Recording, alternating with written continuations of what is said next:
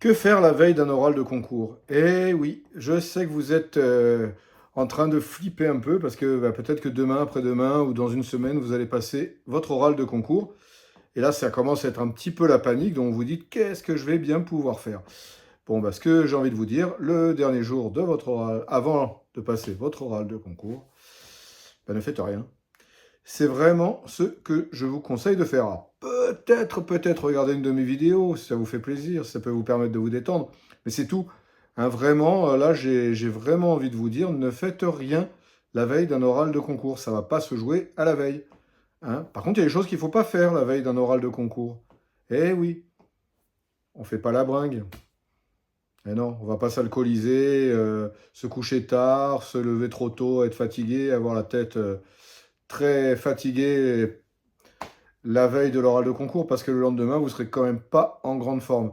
Et malgré tout, vous savez que la journée de l'oral peut durer un petit moment parce que parfois vous êtes convoqué à 9 heures et vous passez à 11 heures. Donc il faut vraiment être vigilant là-dessus. Donc la veille, l'avant-veille, j'ai envie de vous dire la semaine d'avant, ne vous dites pas, tiens, pour me détendre un peu, je vais sortir, je vais boire un coup, je vais... Non, surtout pas. C'est vraiment important d'être en forme ce jour-là. Donc vraiment, vraiment, vous aurez bien le temps de faire la bringue après. Donc ne la faites pas ce jour-là. Ça, c'est la première chose. Qu'est-ce que vous allez faire donc la veille? Vous allez vous détendre.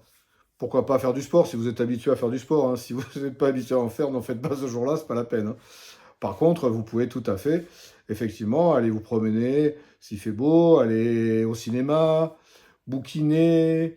Voilà, en fait, prenez l'air, aérez-vous quand même. Hein. Restez pas la journée sur le canapé parce que sinon vous allez être pareil, pas en grande forme le lendemain matin. Allez vous oxygéner. Ça se jouera pas la veille du jour du concours. Donc vraiment, ça sert à rien. Hein. Je le dis tout le temps, hein, en ce moment, je prépare beaucoup de gens, là, au moment où j'enregistre cette vidéo, je prépare beaucoup de gens au concours d'attaché territorial notamment, mais pas que. Et je leur dis, mais ça va pas se jouer. Moi, perso, quand je préparais un concours, 3 jours avant, j'arrêtais tout. Après, c'est chacun fait comme il veut. Hein. Il faut le sentir aussi.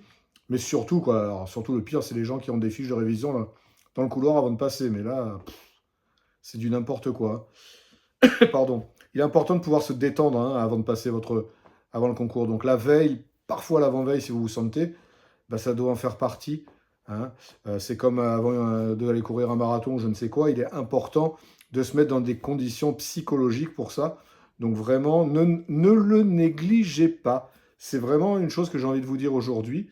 Ne négligez pas ça. Ne pensez pas que parce que vous allez réviser jusqu'à la veille au soir, ça va aller mieux. Bien au contraire, j'ai envie de dire.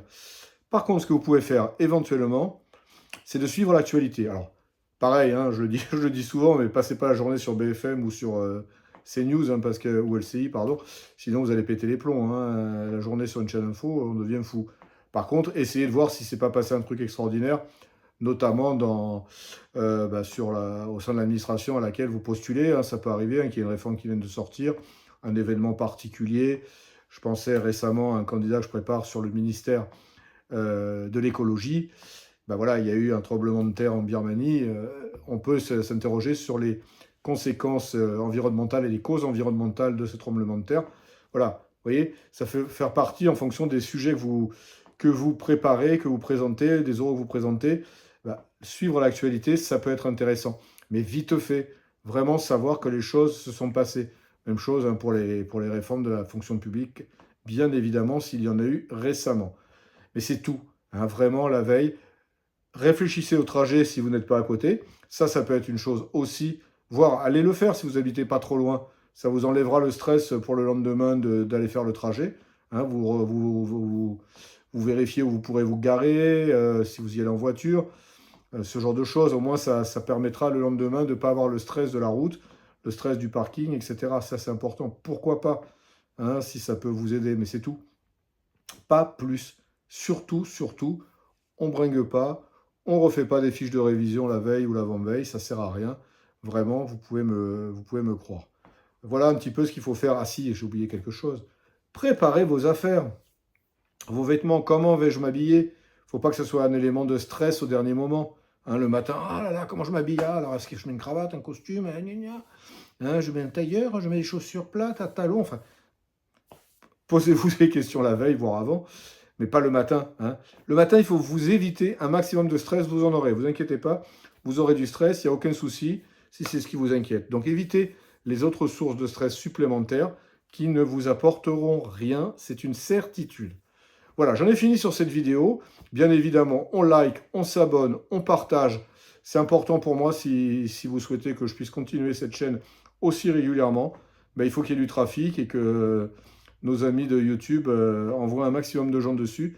Et ça ne peut se faire que si vous partagez ces vidéos, si vous les likez, si vous les commentez, enfin tout ça. Donc ça vous fait un petit peu de boulot, je sais, mais bon, c'est vraiment très utile. Donc pensez à moi, ça sera sympa. Et puis voilà, et maintenant, je vous souhaite bonne réussite hein, pour celles et ceux qui passent demain. Et pour ceux qui ne passent pas demain, vous avez encore le temps de vous préparer. Donc n'hésitez pas à continuer de regarder mes vidéos. Allez voir tout ce qu'il y a dans le descriptif de cette vidéo et sur mon site internet. Ça pourra vous être d'une grande utilité. En attendant, je vous dis à très bientôt.